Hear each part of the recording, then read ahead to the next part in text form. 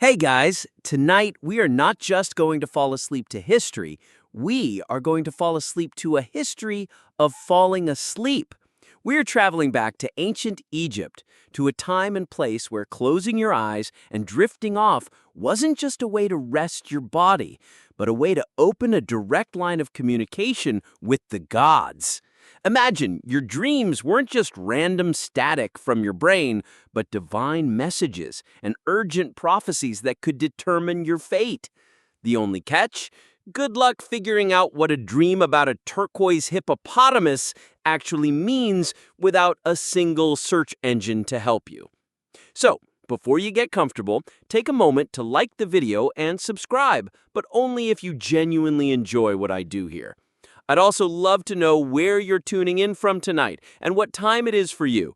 It is always so amazing to see this community of history lovers assembling from all corners of the globe.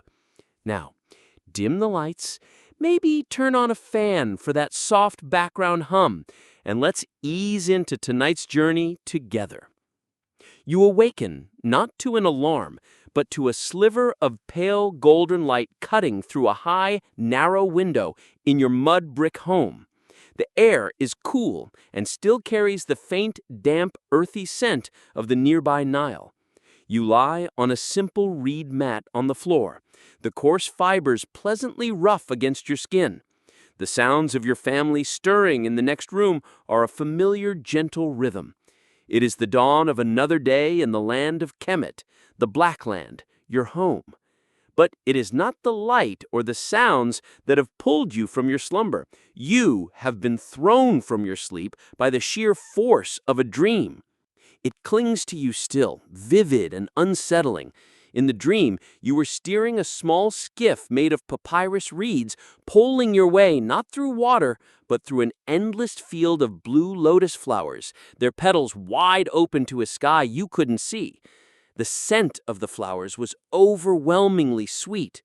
Then you heard a sound behind you, a great crashing through the lotus stalks, and you turned to see a hippopotamus, its skin the color of a perfect white limestone block, chasing you.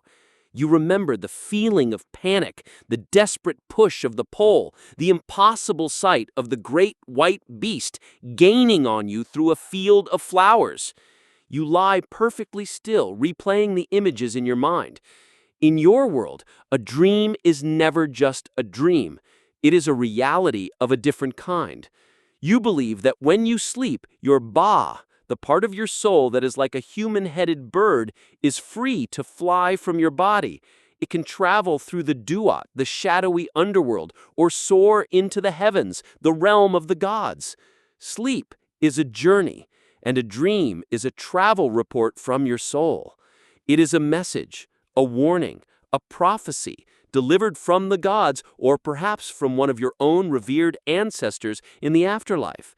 This is the great truth of your existence. The veil between the worlds is thin, and sleep is the doorway. A powerful dream like the one you just had cannot be ignored. To dismiss it would be like covering your ears while a god is trying to speak to you. The message is urgent, but what is it? The symbols are powerful, but their meaning is maddeningly obscure. A papyrus skiff, fields of lotus, a white hippopotamus. Is it a good omen, promising abundance and protection? Or is it a dire warning of a hidden enemy, a powerful enemy closing in? Your entire future could hinge on the correct interpretation. You know that the great lector priests in the temples of Thebes and Memphis possess vast libraries of papyrus scrolls dedicated to this sacred science. They have dream books, ancient lists of symbols and their meanings compiled over generations. You've heard that the interpretations are often based on a kind of sacred wordplay, that dreaming of seeing a humble donkey, is a good omen for a promotion because its name sounds just like the Egyptian word for great, But dreaming of playing a harp, bent, is a terrible sign because its name sounds much too similar to the word for evil, bent. It is a complex and subtle art. The dream felt so vivid, so real. Egyptologists debate whether the average person believed these were literal visitations from a god speaking in riddles, or if they understood them as symbolic puzzles sent from the great beyond, requiring the specialized skill of a human interpreter to unlock their true hidden meaning. For you, the distinction is meaningless, the message is real, and the anxiety it has produced is a knot in your stomach. How can you go about your work today carving a wooden chair or shaping a clay pot with the image of that white beast haunting you? How can you make plans for the coming planting season without knowing if this dream foretells a bountiful flood or a devastating drought? The uncertainty is a kind of paralysis. You must seek counsel. You cannot afford to make the long journey to a great temple, not yet. But there are those with a sliver of the great knowledge here in your own village. There are people who can read, who may have access to a small, copied fragment of a dream book. You swing your legs off your sleeping mat, the cool, packed earth of the floor a comfort to your bare feet. The day's work must be done, but as you prepare for the morning meal, your resolve hardens. As soon as you are able, you will take the memory of this dream, this puzzle sent to you in the night, and find someone who can help you read the God's own handwriting. The day's work is a struggle. Your hands move through their familiar tasks, shaping the clay on the wheel, smoothing the wood of a chair leg, but your mind is elsewhere. It is back on that papyrus skiff, forever fleeing through a field of blue flowers. The anxiety from your dream has tainted the entire day, a persistent, low-level hum of dread beneath the surface of your thoughts. You cannot continue like this. The message must be understood. As the sun begins to dip towards the western horizon, casting long shadows across the village, you wipe the clay from your hands, gather a small offering of dried figs, and make your way to the home of the scribe. His house is not so different from your own, a solid structure of mud brick designed to stay cool in the day's heat, but it is larger, and the doorway is neatly plastered. This is the home of a man whose labor is not of the hands, but of the mind. He is a member of the small, respected class of people who have mastered the great magic of reading and writing. He is your community's memory, its connection to the vast world of laws, letters, and sacred texts. You find him sitting on a stool in the clean-swept courtyard of his home, grinding ink on a small slate palette. He is an older man, his back slightly stooped from a lifetime of leaning over papyrus, his fingers permanently stained with the black and red ink of his trade. You approach him with the deference he is due, offering your small gift of figs, which he accepts with a gracious nod. He listens patiently, his head cocked to one side, as you recount the dream. You leave no detail out. The skiff, the endless field of blue lotuses, the scent, the panic, and finally, the impossible image of the pure white hippopotamus, a creature of immense power, chasing you. When you are finished, he sits in silence for a moment, his eyes distant. He does not offer an immediate opinion. Instead, he rises slowly and enters his house, returning with a small, worn papyrus scroll, carefully bound with a strip of linen. This is not a great religious text from a temple library. It is his personal dream book, likely a copy of a copy, passed down or painstakingly transcribed for his own use. He unrolls it carefully on a low table, revealing dense columns of neat, cursive, hieratic script. This is the raw material of his art. The format is simple, direct, and binary, a list of omens and their outcomes. If a man sees himself in a dream looking into a deep well, it is bad. It means he will be confined. Another might say, if a man sees himself eating the flesh of a crocodile, it is good. It means he will become a great official. There is no room for ambiguity. A dream is good, or it is bad. The scribe runs his finger down the columns, the nail long and sharp for this very purpose. His lips move silently as he scans the text for the key symbols of your dream. He finds lotus and nods. To see a blue lotus is good. It means a pleasant scent will follow you. He continues scanning.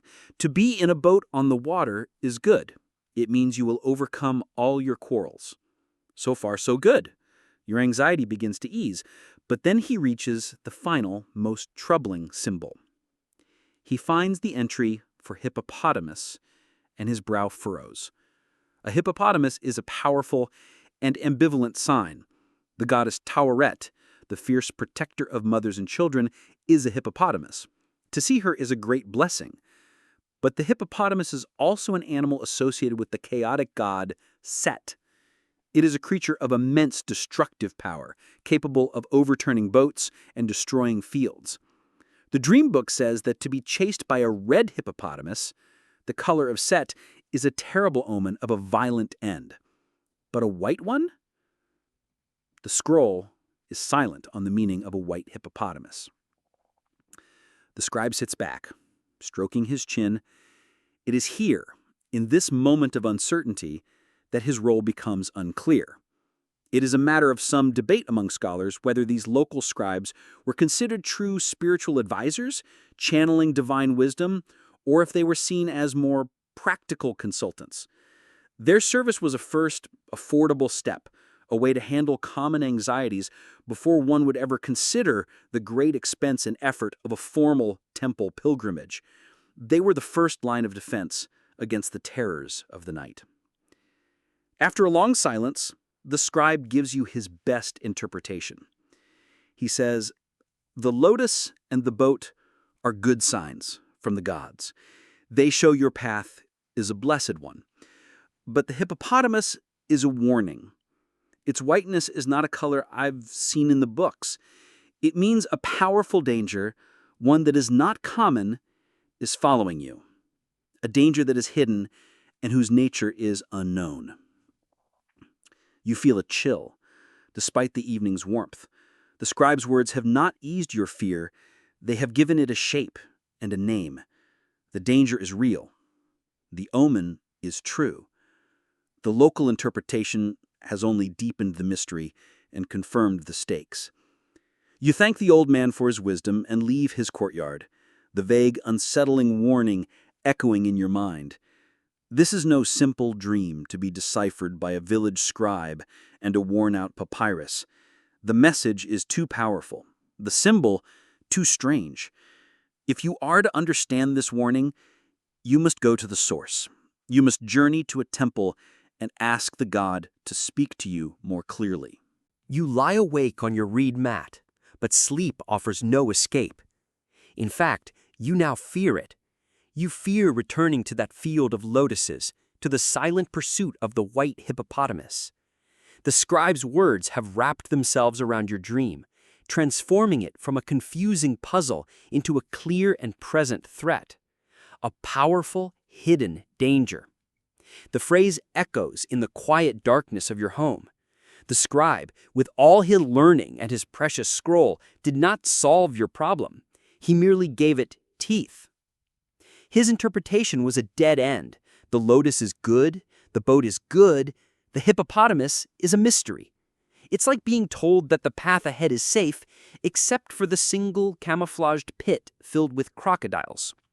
His counsel has only amplified your fear, leaving you with a sense of impending doom that is all the more terrifying for its vagueness. What is the danger? From where does it come? The dream was a warning, and the scribe has only confirmed that you have every reason to be alarmed. As you stare into the darkness, you think of the stories you have heard all your life. Stories told by travelers, by soldiers returning from campaign, by your own grandparents. Stories of people who faced problems far greater than a troubling dream. People with incurable sicknesses, with legal disputes that could ruin them. Women who could not conceive a child. When all other options failed, when the local healers and scribes could do no more, they undertook a sacred journey. They went to the house of the god himself to find their answer. They went to sleep in the holy temple. This practice, you know, is called incubation. It is the final and most powerful way to seek divine counsel. The logic is simple and profound. If a dream in your own humble home is a faint whisper from the gods, a message that has to travel a great distance and can be distorted by the worries of your daily life, then a dream inside a temple is a direct and clear pronouncement.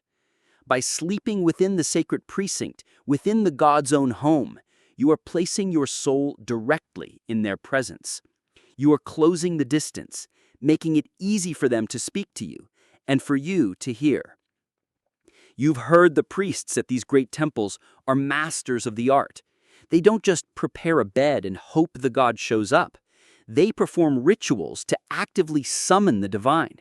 They know the secret, powerful words of invocation, the ancient chants that can respectfully compel a god to turn their attention to a humble mortal for a single night. It's a terrifying and awe-inspiring thought. You would not just be hoping for a dream, you would be formally requesting an audience in the landscape of your own sleep. It is a monumental decision, one that will require a great deal of time and what little wealth you have. Egyptologists and historians of religion discuss the complex motivations behind such a pilgrimage. Was it always a desperate last resort for those with no other options? Was it a profound act of piety, a way to grow closer to one's patron god? Or was it, for some, a kind of officially sanctioned spiritual tourism, a famous experience to be undertaken by those who could afford the journey? Lying there in the dark, you feel that for you, it is all three. You are desperate. The vague threat of the white hippopotamus has grown in your mind until it eclipses all other worries. You are also devout. You believe in the power and wisdom of the gods, and the thought of speaking directly to one fills you with a holy fear.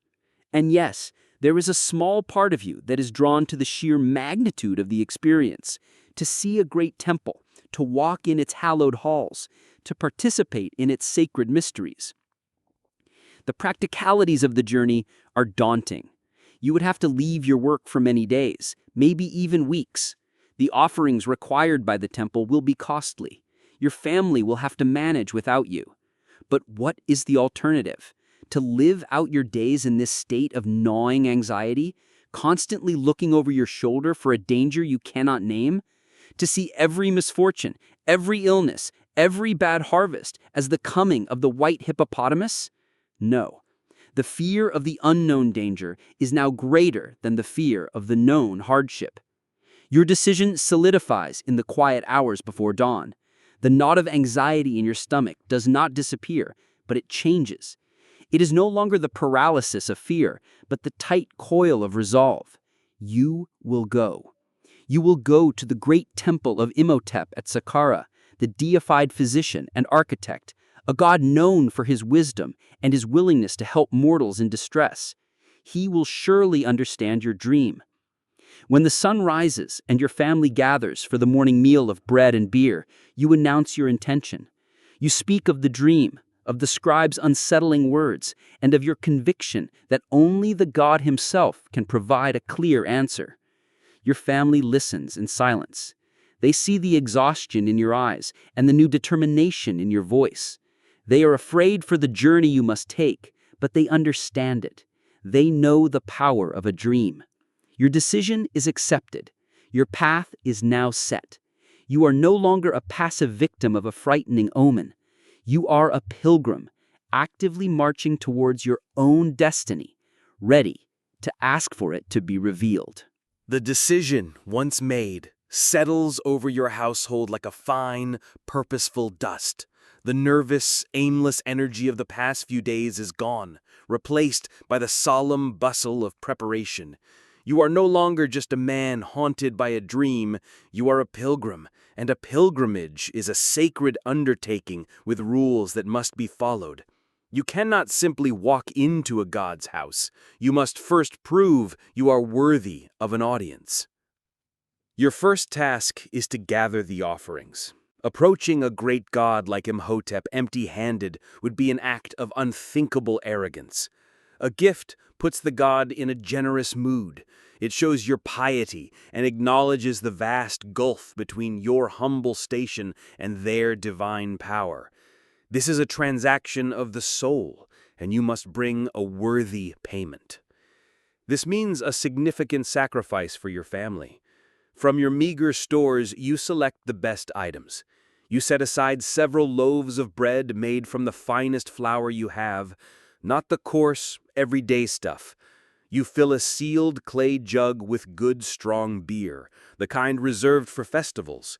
As a craftsman, you choose one of your own creations, a small, intricately carved wooden box meant to hold cosmetics, as a personal testament to your skill, an offering of your own labor. But a god requires more than bread and boxes. A truly worthy gift is a living one. After much discussion with your spouse, you decide to part with one of your family's geese, a fat and healthy bird that could have fed your family for days. This offering will be given to the temple priests who will sacrifice it on your behalf, its life force released into the temple as a direct meal for the god's spirit. The cost is a sharp pain in your heart, but the potential reward, clarity, safety, peace of mind, is immeasurable. You have heard stories that at a great and busy temple like the one at Saqqara, there is a thriving industry for pilgrims who arrive unprepared. Stalls line the outer courtyards, selling everything from simple cakes to sacred flowers, to pre-made votive offerings. There is ongoing discussion among Egyptologists about the nature of these temple industries, especially those that produced millions of mummified ibises, cats, and falcons as gifts for the gods. Were these mass-produced items a sign of cynical commercialism, a way for the temple to profit from devotion? Or did they simply make it easier for countless pious individuals who couldn't bring a live goose on a long journey to leave a fitting and permanent gift for the God they revered? For your part, you prefer to bring gifts from your own home, imbued with your own hope and sacrifice. With the physical offerings prepared, you must now prepare yourself. For the 3 days leading up to your departure, you must become ritually pure, or web. This is a state of being that goes far beyond simple cleanliness. You perform daily ritual ablutions, washing yourself not just with water from the Nile, but with water in which purifying natron salts have been dissolved. The salt, the same kind used to preserve the bodies of the noble dead, is believed to cleanse the spirit as well as the flesh. You must also adhere to a strict diet. You eat no fish, a creature that is taboo in many sacred contexts, associated with the chaotic god Set and the drowning of the great Osiris. You eat simply, avoiding any rich or greasy foods. And you must abstain from all worldly pleasures. You sleep on a separate mat from your spouse, as sexual contact, while a celebrated part of life, renders one ritually impure for a time. You are attempting to make your body a clean and quiet vessel, a suitable place for a god to visit. You pack a small bag for the journey itself, a water skin, a few hard, dry cakes of bread, and a handful of dates. You carefully wrap your offerings to protect them on the road. You set aside your cleanest linen loincloth, a garment of pure white, to be worn when you finally approach the holy site.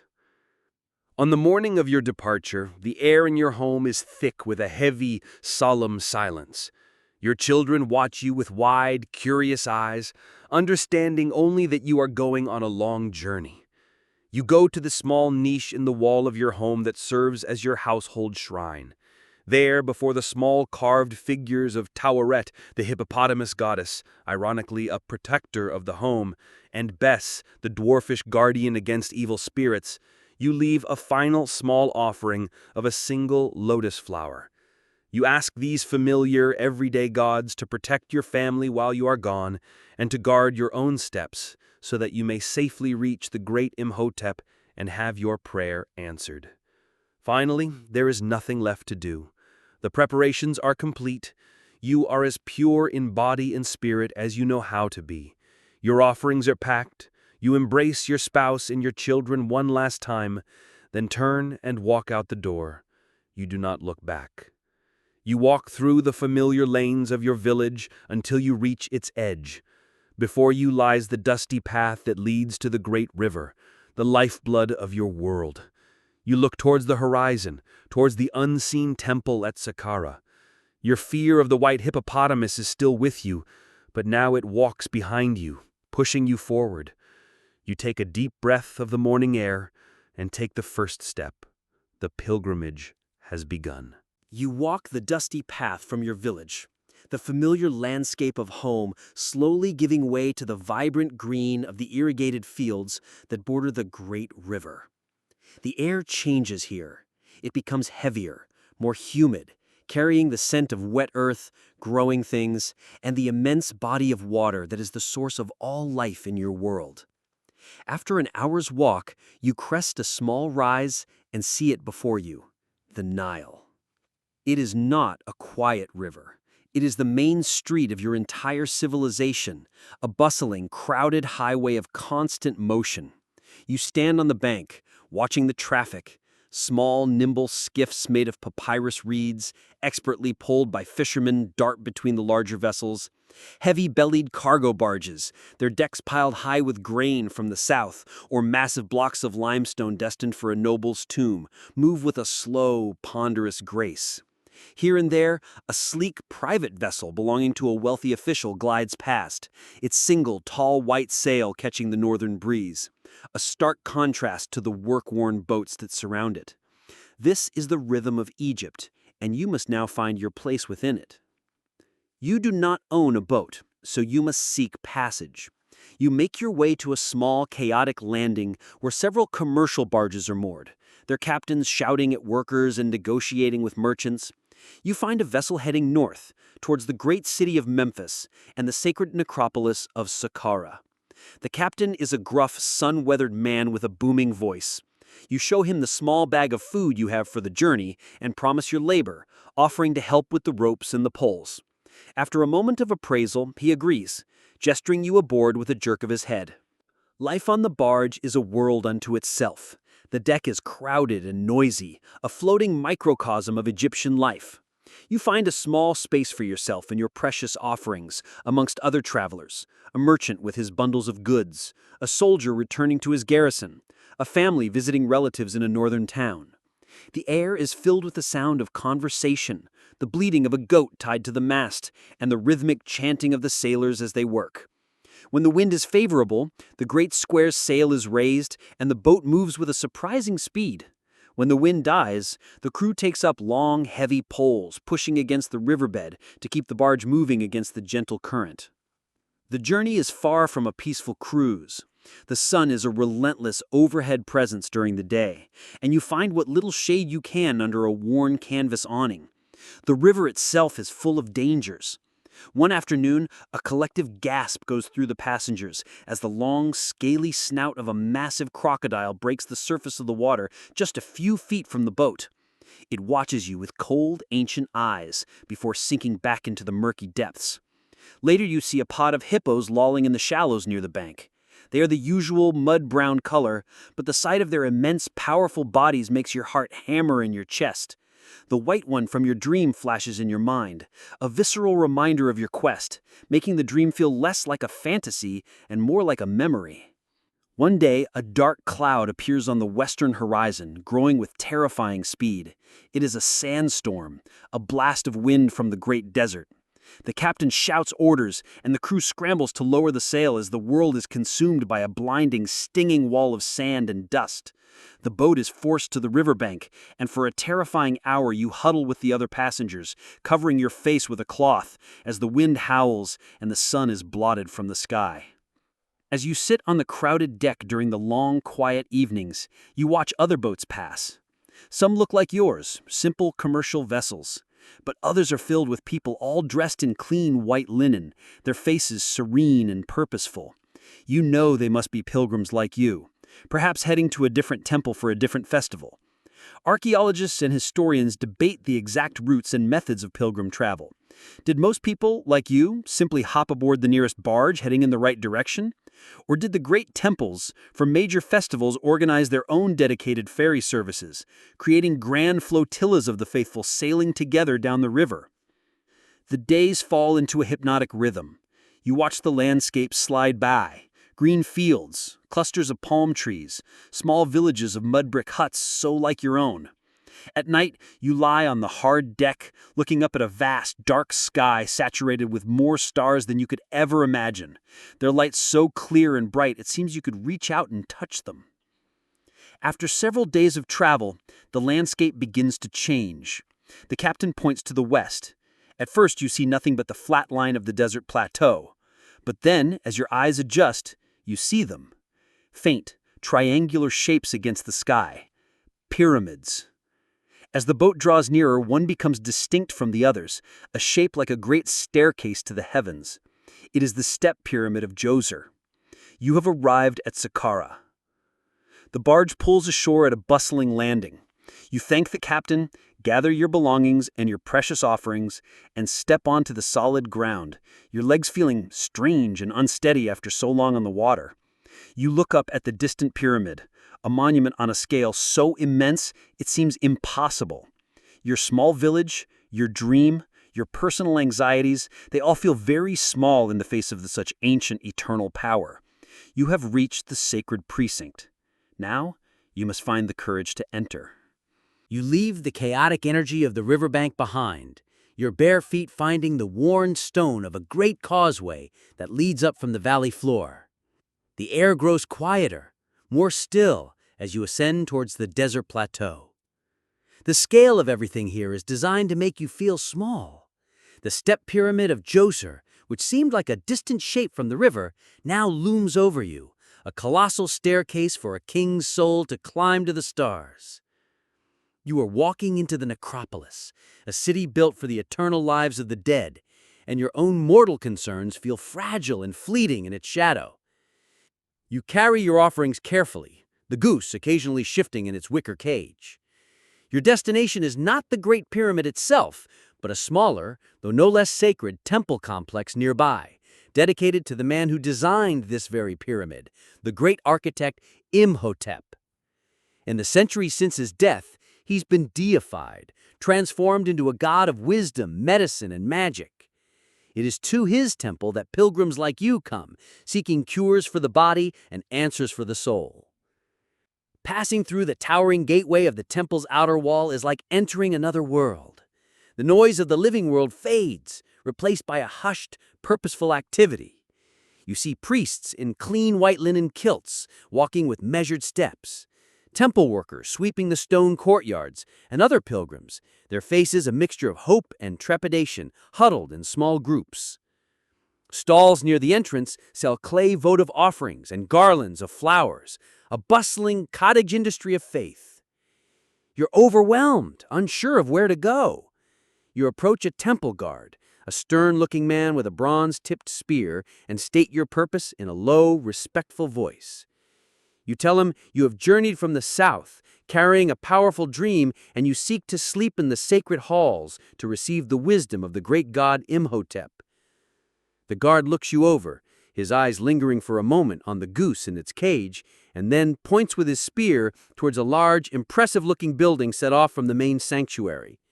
The House of Life. Present your case there. You make your way to the building he indicated. This is the Peronk, the House of Life. It is the heart and mind of the entire temple complex. It is the library where sacred texts are stored, the scriptorium where they are painstakingly copied, the workshop where magical amulets are crafted, and the university where young priests are trained in theology, medicine, astronomy, and mathematics. All the knowledge of your civilization is concentrated here. You feel an immense sense of privilege just being allowed to stand at its threshold. There is considerable academic discussion about the true accessibility of a place like the House of Life. Was it a completely sealed-off institution, its secrets guarded by an elite clergy? Or could ordinary people like you actually approach its functionaries for help, to have a contract drawn up, a medical text consulted, or, in your case, a dream presented for consideration? The guard's simple directions suggest that, for a price, its doors could be opened. You are not permitted to enter the main library, but are shown to a small, clean antechamber. There you wait. After some time, a priest emerges to hear your petition. He is not the high priest, but a specialized cleric, a lector priest, a master of sacred texts. He is clean-shaven, his head gleaming, his linen kilt impossibly white. He carries a papyrus roll and a scribe's palette, marks of his office. His gaze is intelligent and appraising. This is the temple's bureaucracy in action, a system of specialized roles ensuring the great machine runs smoothly. He bids you to speak. You bow your head and begin your story for what feels like the 100th time. You tell him of the dream, the lotus field, the papyrus skiff, the terror, the great white hippopotamus. As you speak, you present your offerings. An attendant takes the jug of beer, the loaf of bread, and the carved box. Another takes the cage with the goose, which will be delivered to the temple kitchens for the god's table. The priest watches this all with a neutral expression. He is not like the village scribe. He does not consult a small, worn dream book.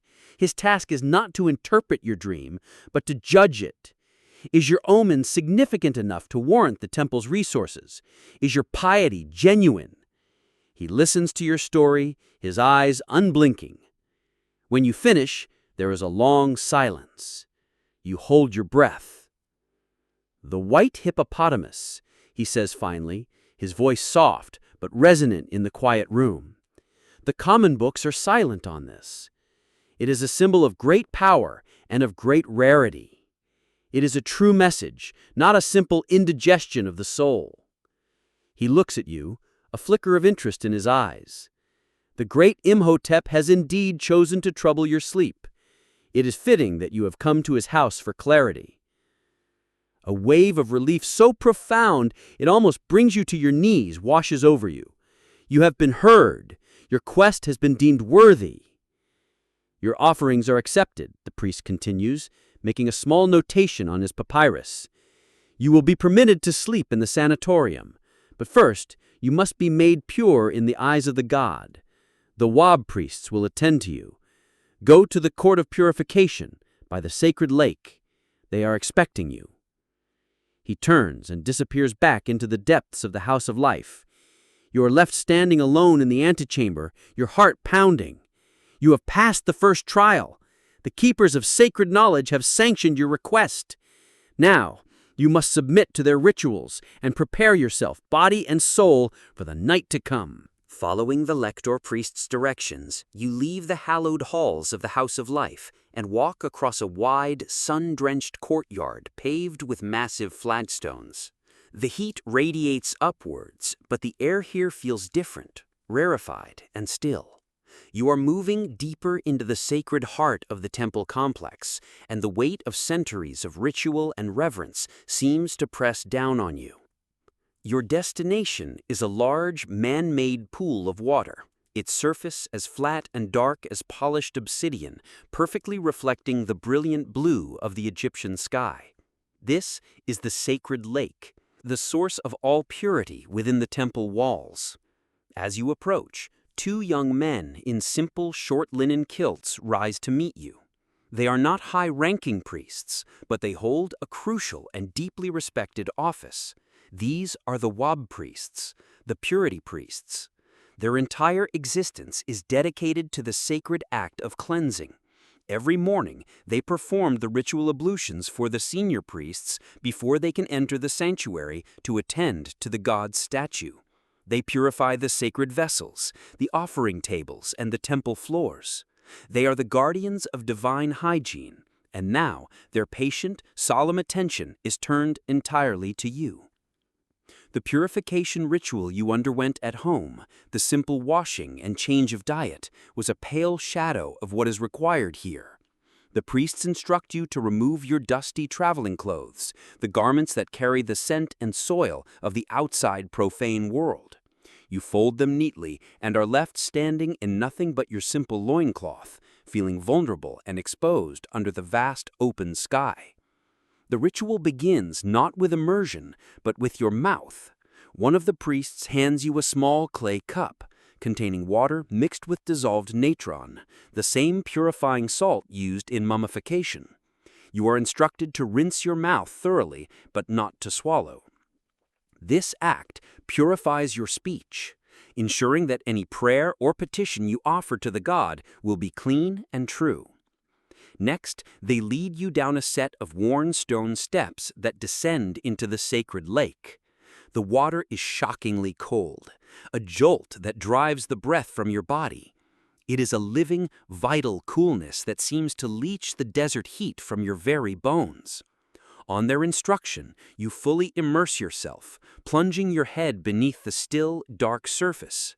In that moment of submerged silence, you are meant to imagine all the impurities of your journey, the dust of the road, the anxieties of your mind, the taint of your unsettling dream washing away from you, leaving you a clean vessel.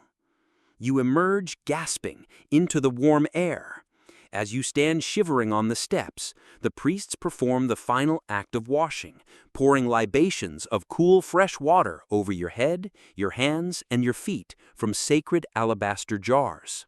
You feel physically cleaner than you have ever felt in your life. But the sensation is more than that. It feels as though a spiritual weight has been lifted. Egyptologists debate the symbolic versus practical nature of these elaborate washings. Were they primarily a symbolic act, a metaphor for washing away sin and preparing the soul for a divine encounter? Or did they also serve a crucial hygienic purpose in a hot, dusty climate, a practical way to ensure that those entering the most sacred parts of the temple were at least physically clean? Standing there, with the water of the sacred lake drying on your skin, you feel the two are one and the same. To be clean in body is to be clean in spirit. Once you are dry, one of the Wab priests hands you a new garment. It is not your own clothing, but a simple kilt of fresh, white linen, identical to those worn by the priests themselves. Linen, woven from the fibers of the flax plant, is the only acceptable fabric in the presence of the gods.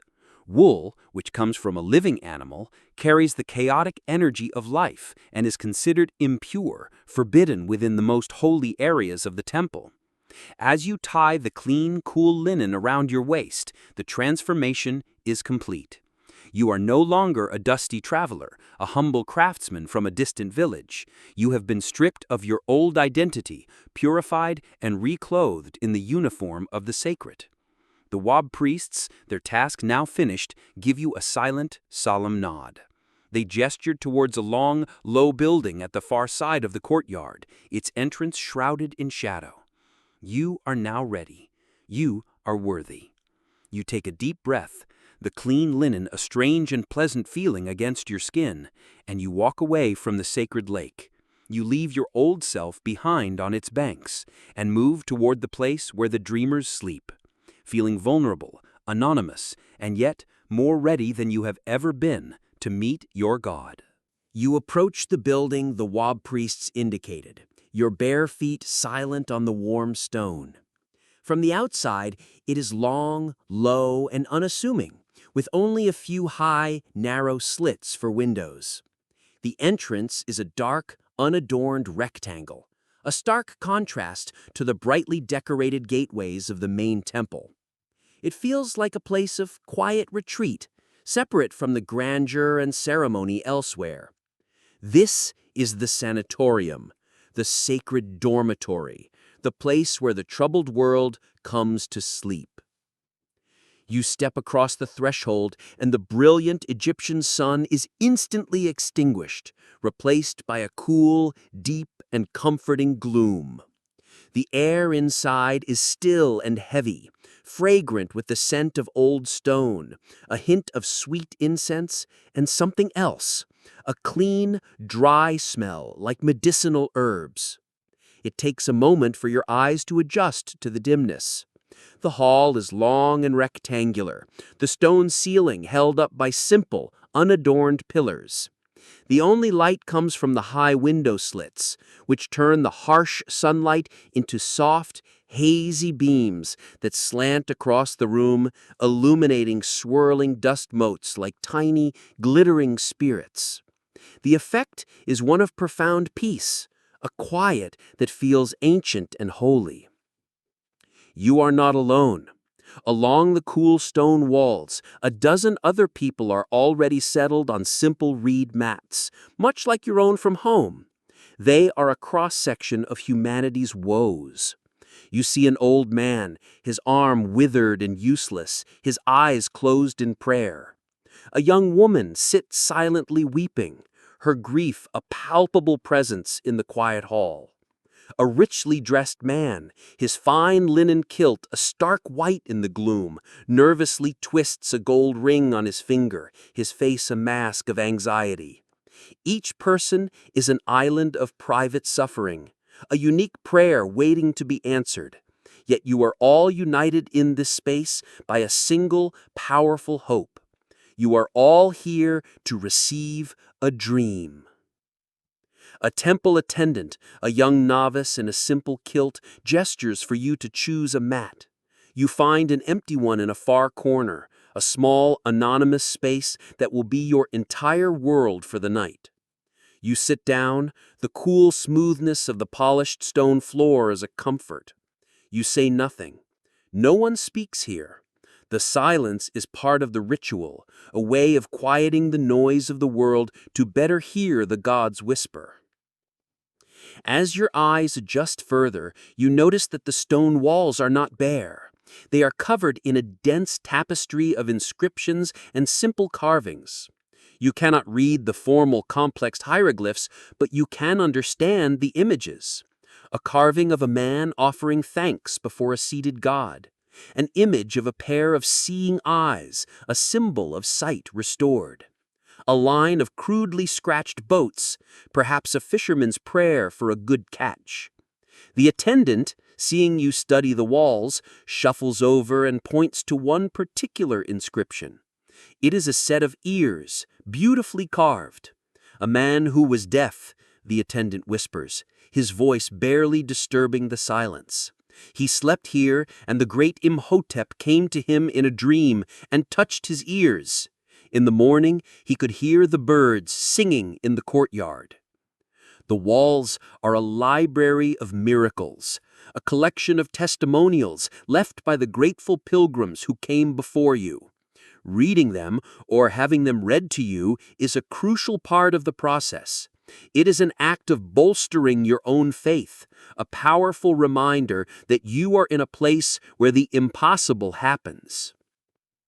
You look around at the other hopefuls, some with clear physical maladies like the man with the withered arm, others with invisible troubles of the heart or mind, perhaps not so different from your own.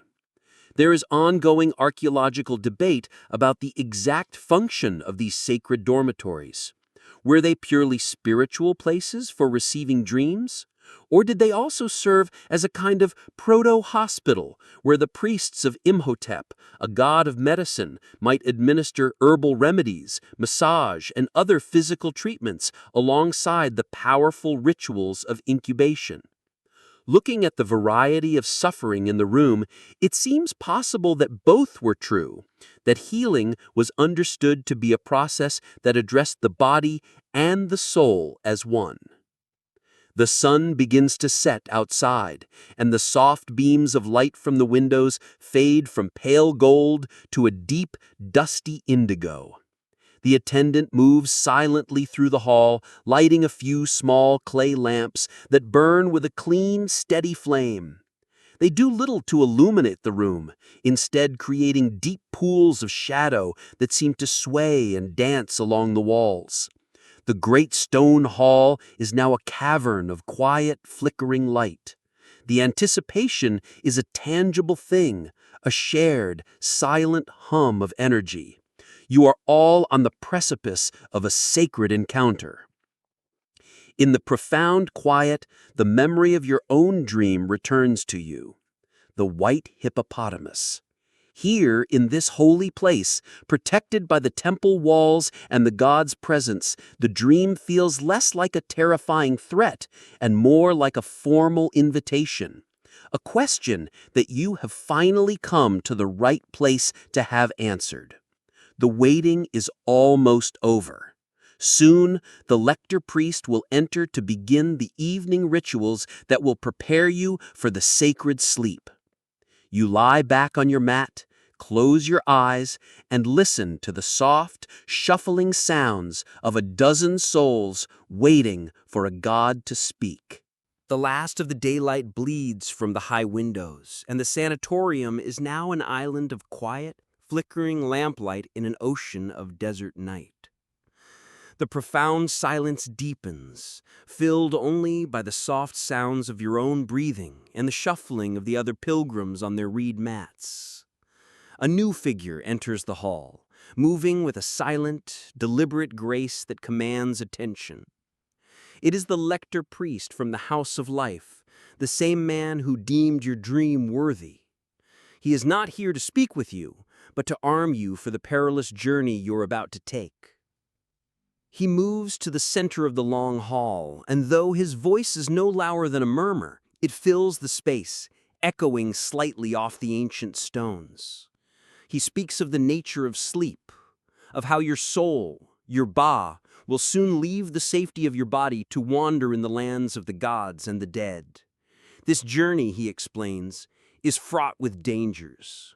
There are mischievous spirits who delight in creating false, confusing dreams, and malevolent demons who might try to lead your soul astray. To navigate this landscape safely and receive a true message, you will need divine protection.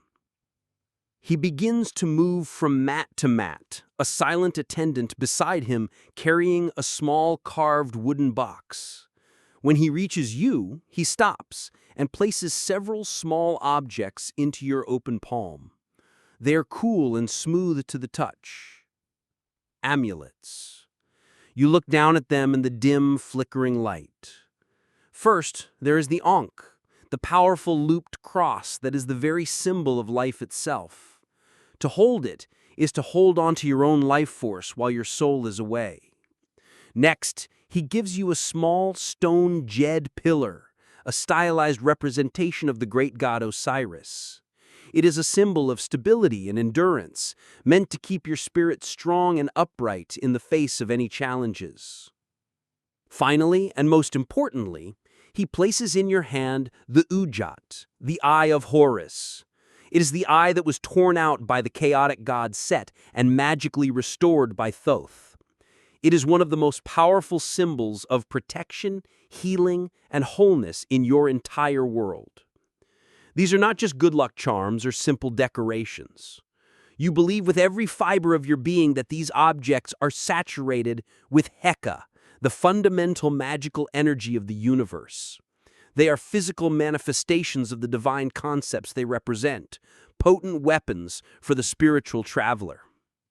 The priest instructs you to keep them on your person as you sleep, to clutch them in your hand or place them over your heart. After the amulets, he gives you one final object. It is a small, tightly folded piece of papyrus tied with a single strand of linen. On it, he explains, is a written prayer to the great Imhotep, a carefully crafted invocation asking the god to protect you from deceptive nightmares and to bless you with a clear and truthful vision. The written word, you know, has its own intrinsic power. A spoken prayer dissipates into the air, but a written prayer is a permanent, tangible thing. You are to place this papyrus directly under your headrest as you sleep, allowing the power of the holy words to flow from the scroll directly into your mind, creating a bridge for the god's message. You clutch the amulets, their shapes cool and solid in your palm, the papyrus a fragile, precious weight. The power they contain feels immense. There is some discussion among Egyptologists as to whether these rituals were seen as humble requests for divine aid or as a form of coercive magic. By using these ancient sacred symbols and the power of the written word, were you simply asking for help? Or were you using powerful, established formulas to actively compel the god to appear and to bind any malevolent spirits from interfering with the sanctity of your sleep? For you, sitting on your mat in the deepening gloom, the distinction is academic. You simply pray that it works. You take a moment, bowing your head, and whisper your own personal prayer into the quiet hall. You speak of your life, your work, and the dream that has brought you here. You picture the white hippopotamus, the field of lotuses. You ask the great Imhotep for his wisdom, for his clarity. You pour all your hope and fear into the small, potent objects in your hand. Around the room, you can see the other pilgrims doing the same, each lost in their own silent, desperate communion. Once every person in the hall has received their spiritual armor, the lector priest moves back to the center of the room. He raises his hands and recites a final powerful blessing for all present, his voice a low, hypnotic chant that seems to make the very air vibrate. Then, as silently as he arrived, he turns and departs, leaving you and the others alone in the flickering darkness of the sanatorium. You are now fully prepared for the journey. You have been purified in the sacred lake. You are clothed in clean linen, and you are armed with the most powerful magical tools the temple can provide.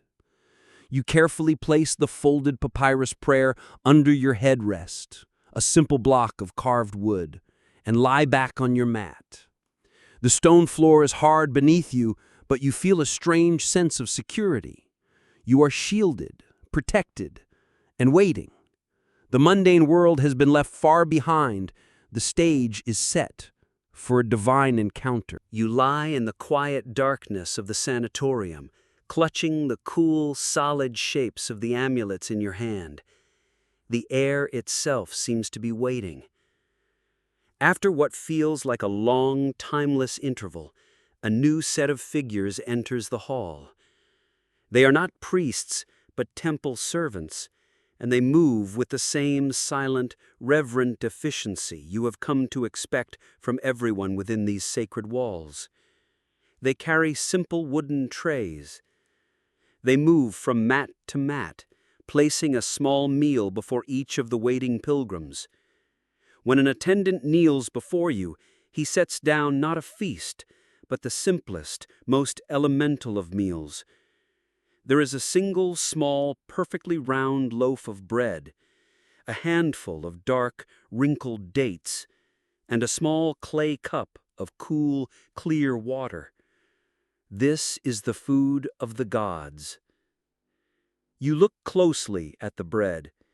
It is not the coarse, gritty rye of your daily life. It is made from fine, white flour, and as the attendant places it before you, you see it has been baked in a special mold. It is in the shape of a perfect lotus flower, its petals unfurled.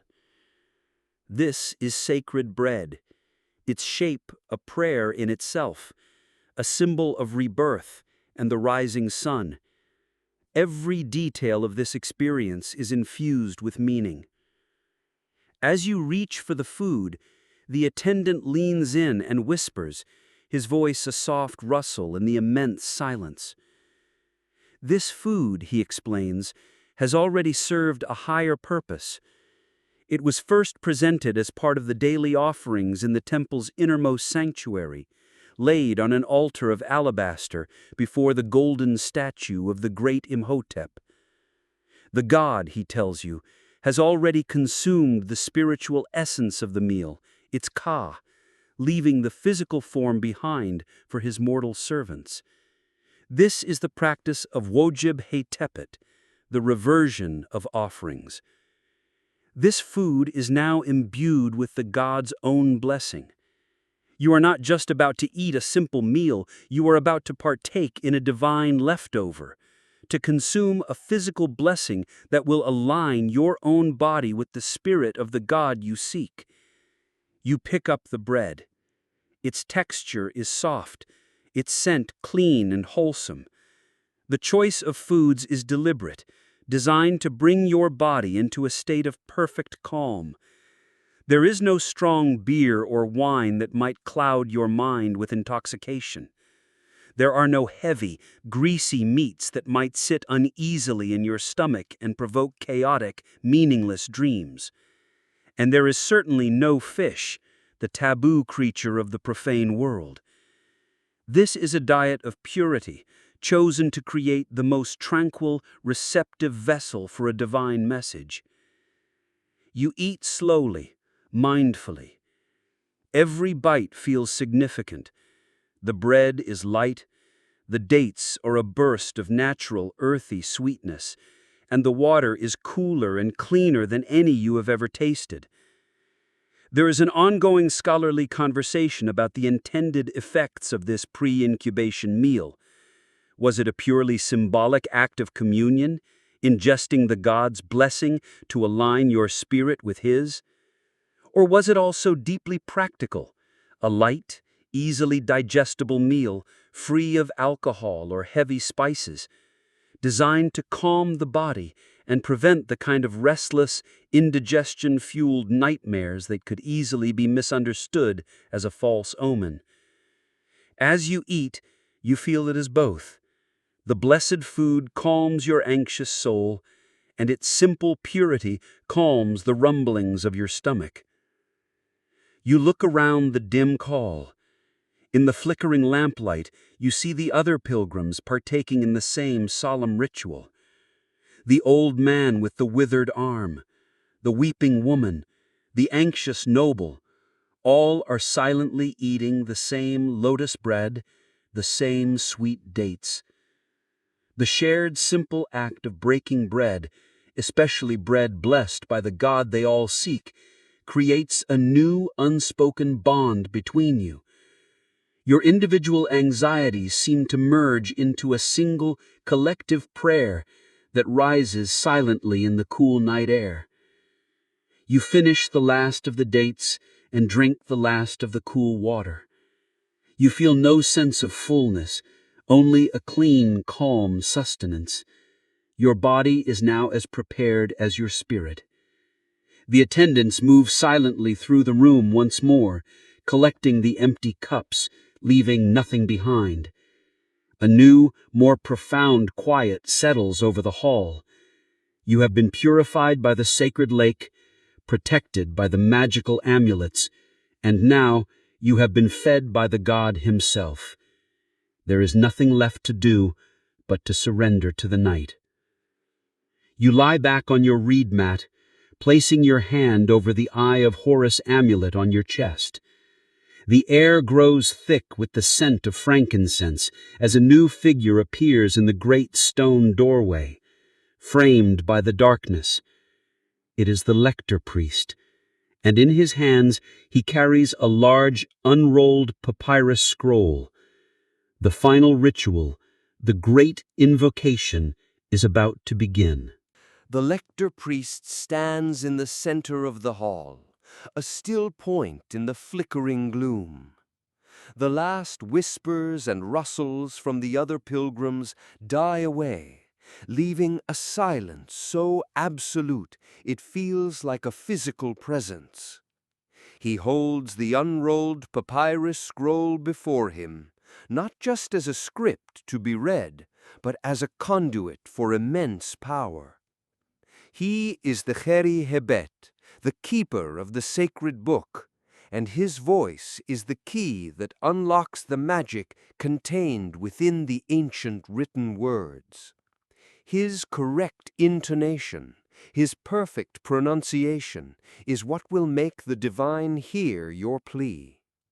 He takes a slow, deep breath, and the invocation begins.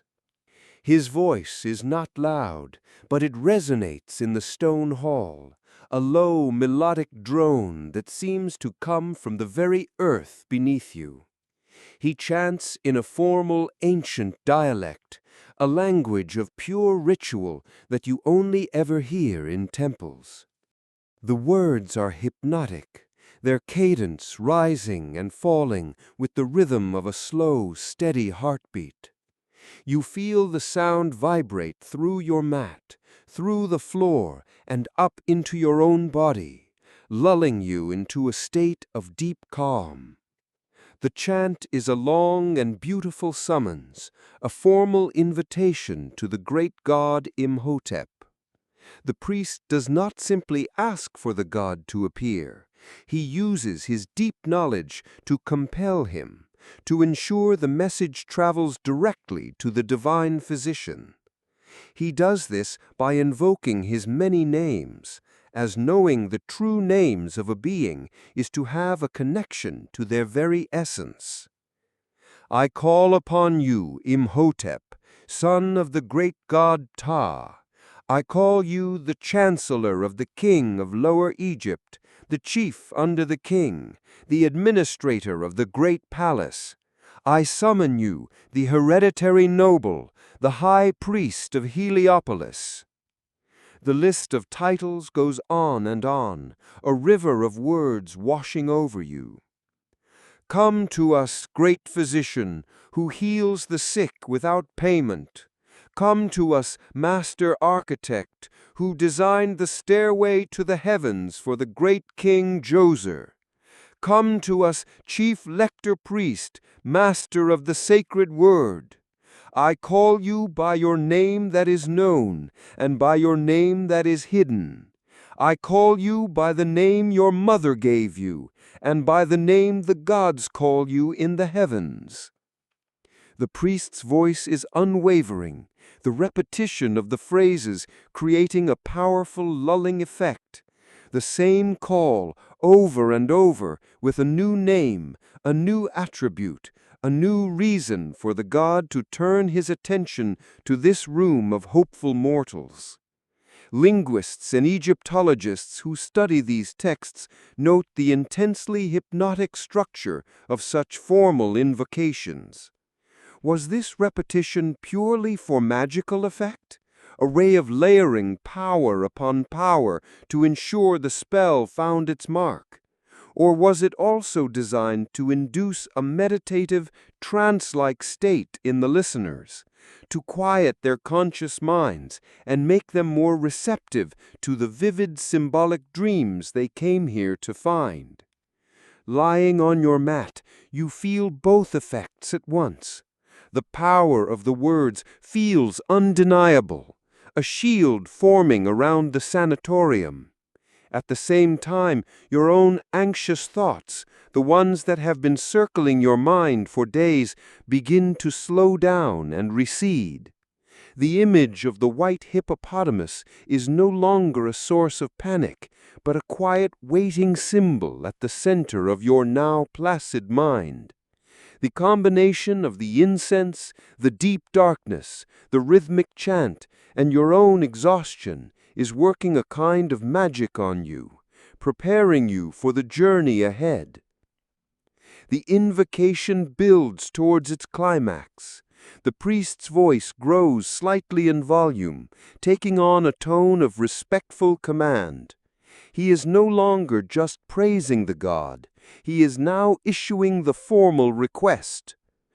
O great Imhotep, who sleeps in his perfect tomb at Saqqara, turn your face to these your humble servants.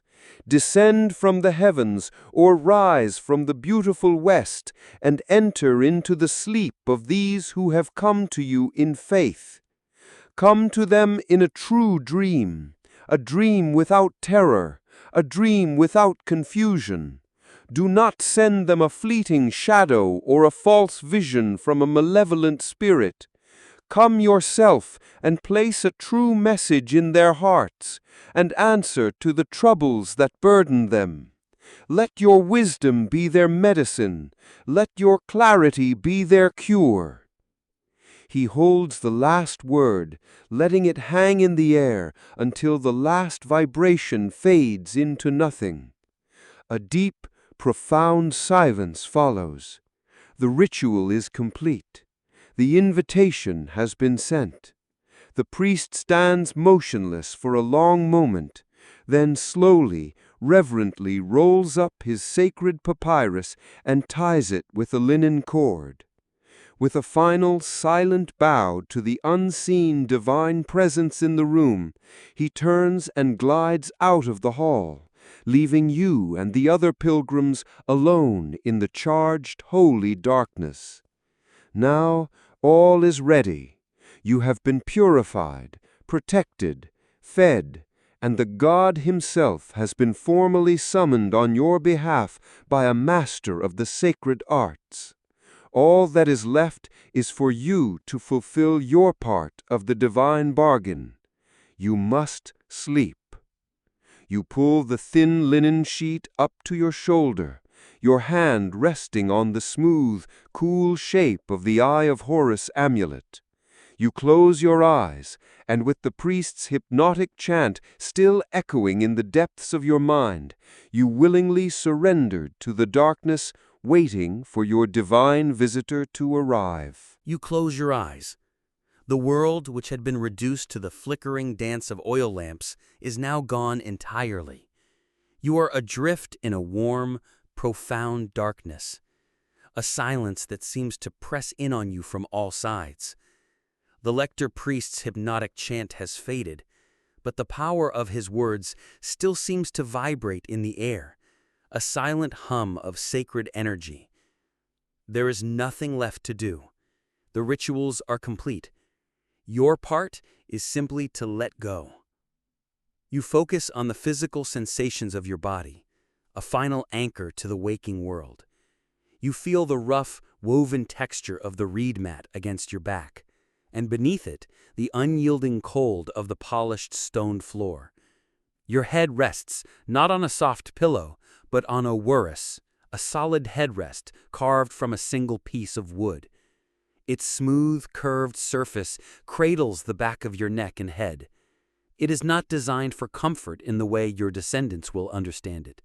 Its purpose is to elevate your head, the sacred vessel of your consciousness, lifting it from the baser parts of your body.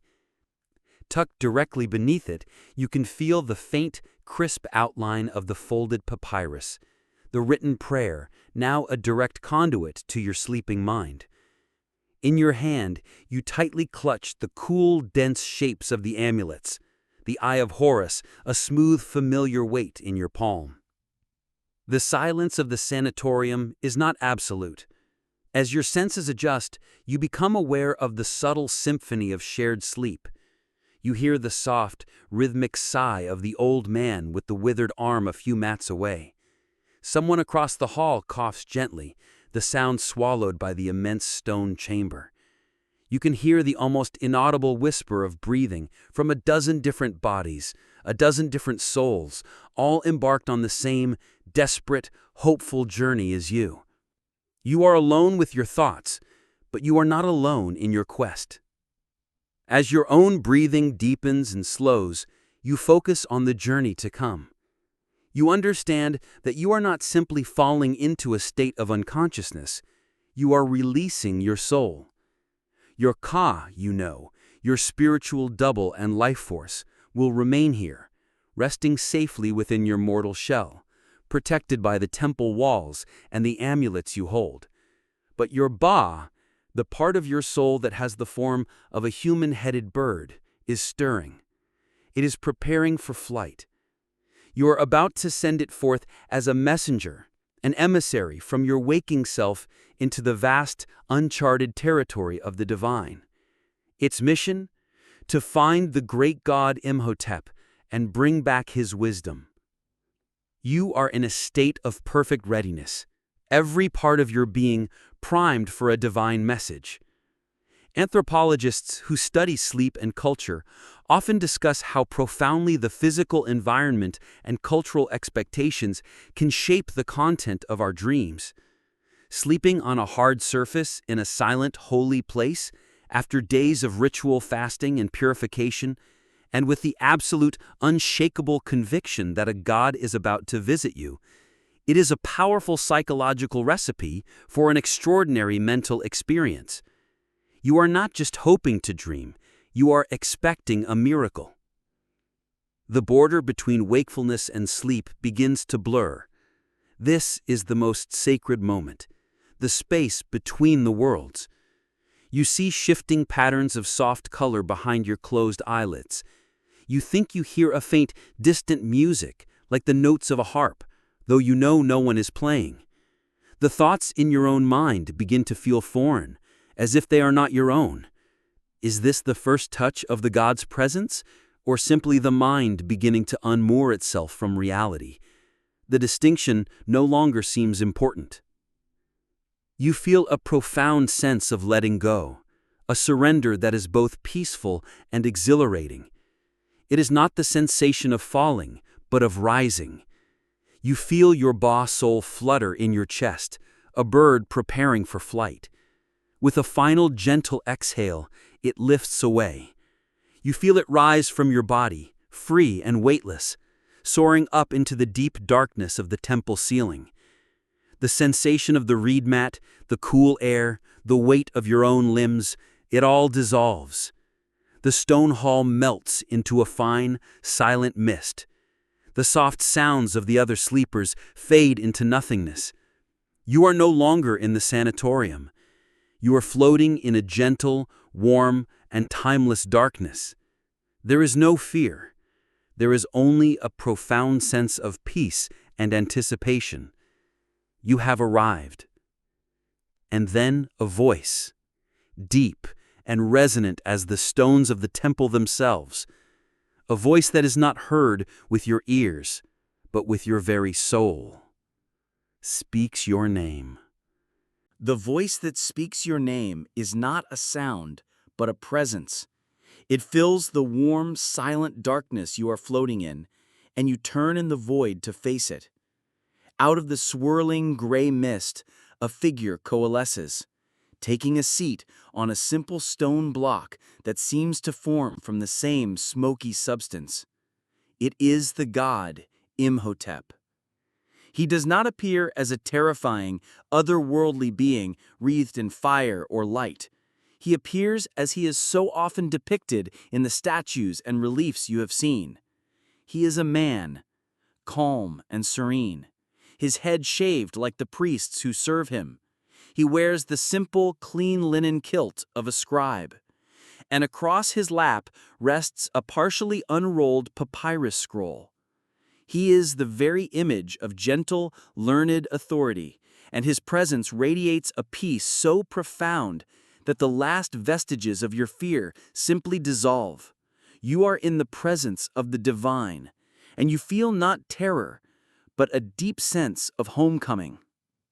He looks at you, his eyes ancient and kind. He does not speak again with his voice.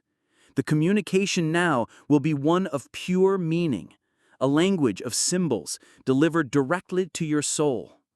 He gestures with one hand towards the scroll on his lap. As you look, you see that it is not covered in hieroglyphics, but is a moving image, a perfect depiction of your first troubling dream. You see yourself in the papyrus skiff. You see the endless field of blue lotus flowers, and you see the great white hippopotamus, its mouth open, closing in on you. The god is showing you that he has heard your plea. He understands the source of your fear. Then he lifts his hand and points a single steady finger at the image of the hippopotamus. As he does, the image on the papyrus shimmers like a heat haze rising from the desert floor. The creature's form begins to change. Its skin loses the texture of hide and becomes the smooth, cool, polished surface of white alabaster.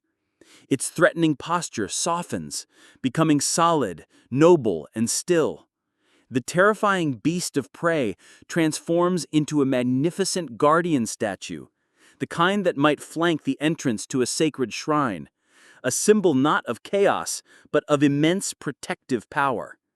The god has not vanquished your fear, he has redefined it.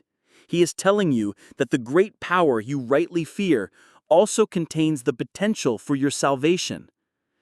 The dream feels intensely personal, a direct answer to your specific anxiety. Yet folklorists and comparative mythologists often point to the recurring archetypes in these divine encounters across many cultures.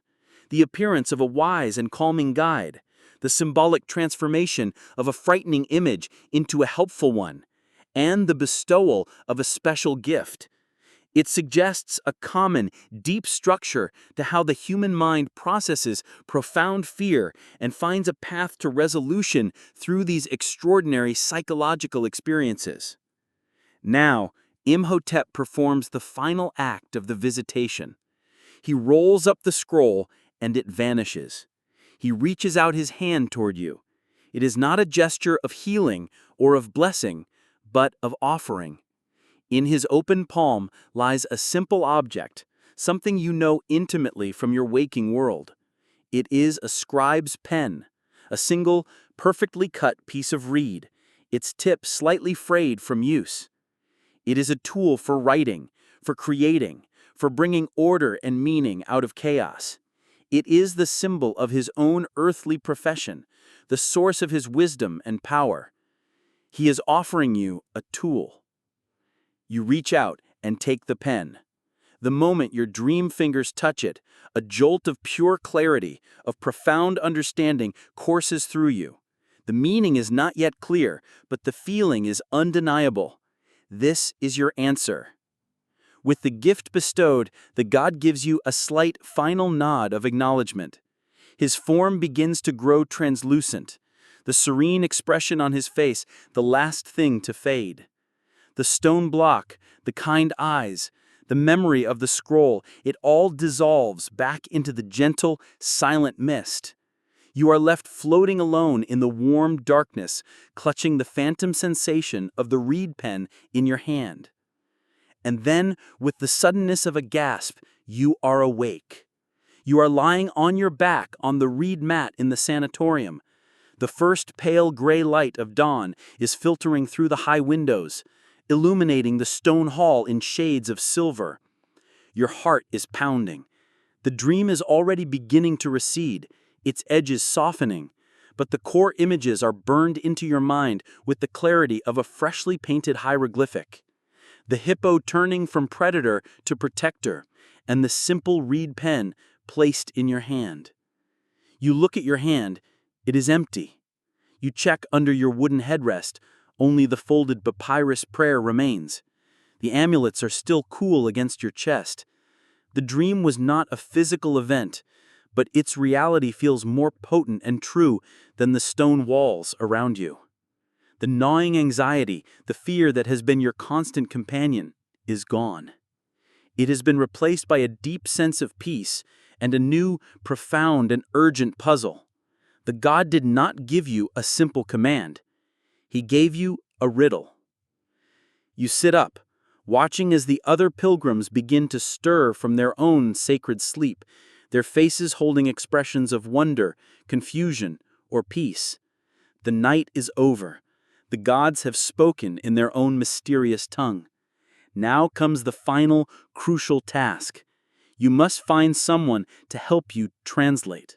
As the sun climbs higher, flooding the sanatorium with bright morning light, the sacred atmosphere of the night begins to recede, replaced by a quiet, human bustle. Temple attendants move through the hall, offering the pilgrims a simple morning meal of bread and water. A murmur of conversation begins to rise as people, blinking in the new day, start to share their extraordinary nocturnal experiences in hushed, excited tones.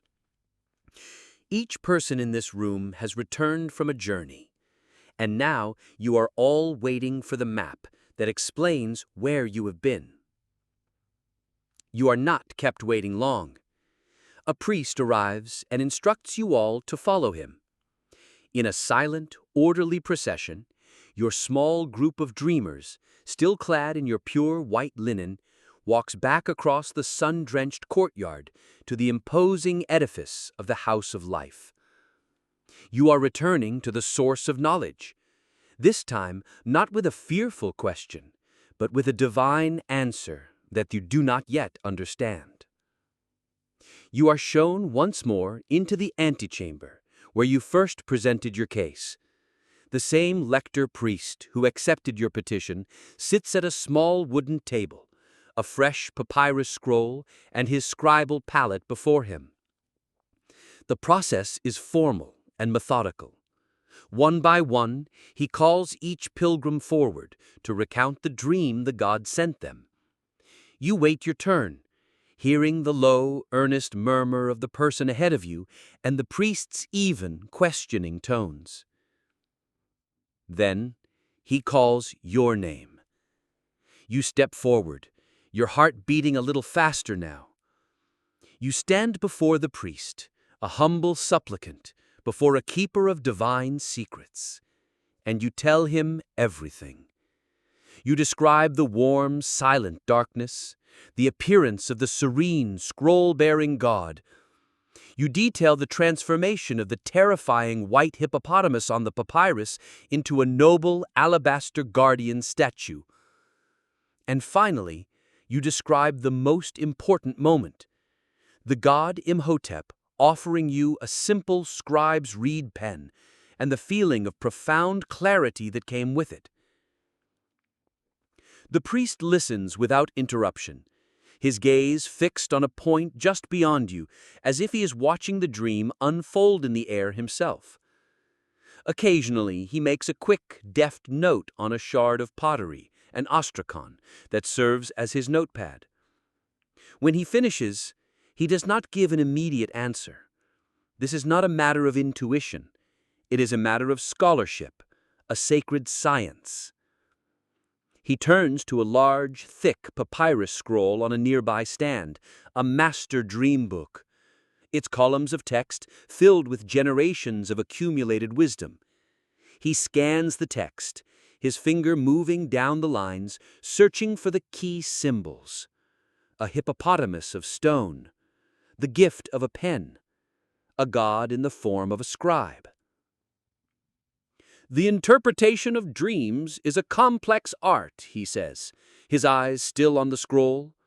Sometimes the gods show us a thing to mean its opposite. To dream of a great feast can portend a time of famine. To dream of one's own death can be a sign of a long and prosperous life. This is the principle of opposition. But your dream, he says, looking up at you now, was not one of opposition. It was a dream of transformation and of tools. He then does something you don't expect. He asks you about your life. You are a carpenter, are you not? A carpenter. You shape wood. You bring order to raw materials. A key question for historians is whether these temple interpretations were rigid by-the-book pronouncements or if the priests engaged in a more dynamic, personalized form of counsel. Did they simply look up the symbols, or did they tailor the divine message to the specific life and circumstances of the pilgrim? The priest's question makes it clear. He is building a bridge between the god's symbols and the soil of your own daily life. He turns back to you, his face calm and certain. He is ready to deliver the authoritative interpretation. The great white hippopotamus that haunted your first dream, he begins, his voice taking on the cadence of a formal pronouncement, was indeed a great and powerful force. You perceived it as a threat, a danger to be fled. But the great Imhotep has shown you its true nature. By turning it to stone, he has revealed that this power is not a chaotic enemy. It is a mighty guardian, a protective spirit that belongs to you. It has become inert, still, and silent like a statue. The danger was not its presence, but its dormancy. He lets that sink in before continuing. And the reed pen, it is the most powerful tool of the god you sought. Imhotep was a scribe before he was anything else. It was through the written word, through design and knowledge and the creation of order that he achieved all his great works. By giving you his own tool, he is not telling you to become a scribe. He is telling you how to reawaken your guardian spirit. He leans forward slightly, his eyes locking with yours. He is ready to deliver the authoritative interpretation. The great hidden power in your life is your own ability to create, to bring order out of the raw material of the world. This power has fallen dormant, become like stone, and this has left you vulnerable to fear. The god is commanding you to use your gift. The answer to your anxiety is not to run from a perceived threat, but to pick up your own tools and create, to build, to write your own order onto the world. That is how your protector will awaken. That is how you will be safe. The words wash over you, a wave of pure, incandescent clarity. It is not a simple prediction. It is a profound piece of spiritual advice that resonates with the deepest part of your being.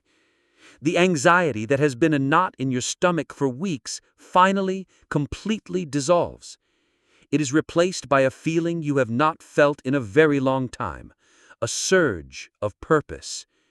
You bow deeply to the priest, murmuring your thanks. Your pilgrimage is over. Your prayer has been answered in a way more wise and wonderful than you could ever have imagined. You have been given not a fortune or a prophecy, but a task, a purpose, and now you must take this divine instruction home.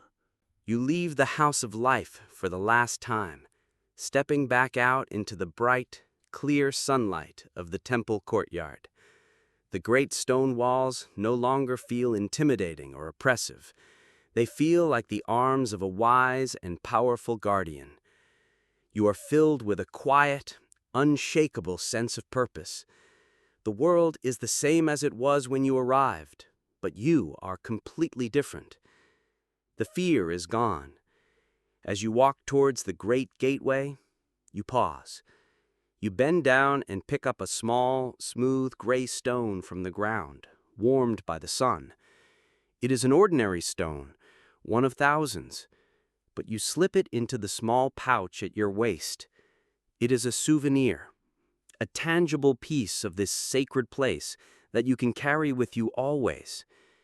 You carefully place the blessed amulets from your night in the sanatorium, the Ankh, the Jed, the Eye of Horus, into the pouch as well. They are no longer just tools for a single desperate night, but treasured relics of your encounter with the divine, to be kept for the rest of your life. You walk back down the long causeway to the bustling river landing. Everything seems sharper, more vibrant. The brilliant green of the reeds along the bank, the deep blue of the sky, the sound of laughter from a group of children. You notice it all with a clarity that your previous anxiety had clouded. The journey to the temple was a fearful march into the unknown. The journey home is a peaceful, purposeful return. You find passage on a southbound barge, and as the boat pulls away from the shore, you watch the great step pyramid recede until it is once more just a faint, triangular notch on the horizon. The days on the river are just as long, the sun just as hot, the deck just as crowded. But you are not the same man who made this journey north. You do not sit lost in your own fearful thoughts. You are calm and observant. You watch the crocodiles sunning themselves on the sandbanks, not with fear, but with a sense of wonder. You see the ordinary mud-brown hippos, and you smile, understanding the symbolic power they hold. You are at peace. Your journey was a pilgrimage, a sacred act that is a cornerstone of your spiritual life. When you return to your village, you know you will be seen differently. You are now a man who has walked in the house of a god, slept under his roof, and returned with his wisdom. Sociologists of religion often note that the true, lasting impact of a pilgrimage is not the miraculous event that happens within the temple walls, but the long, slow process of how the pilgrim integrates the profound meaning of that experience back into the mundane fabric of their daily life. The challenge was not just receiving the God's message. The challenge, you now understand, is to live it. Night after night on the slow journey home, you lie on the deck under the vast, star-filled sky, and you think of the priest's interpretation. The stone hippopotamus, a great protective power within you that has fallen dormant. The reed pen, the tool of the Creator, the symbol of your own ability to bring order from chaos. You look at your hands in the moonlight. They are the hands of a craftsman, calloused and strong. You have always seen your work as a means of survival, a way to earn bread for your family.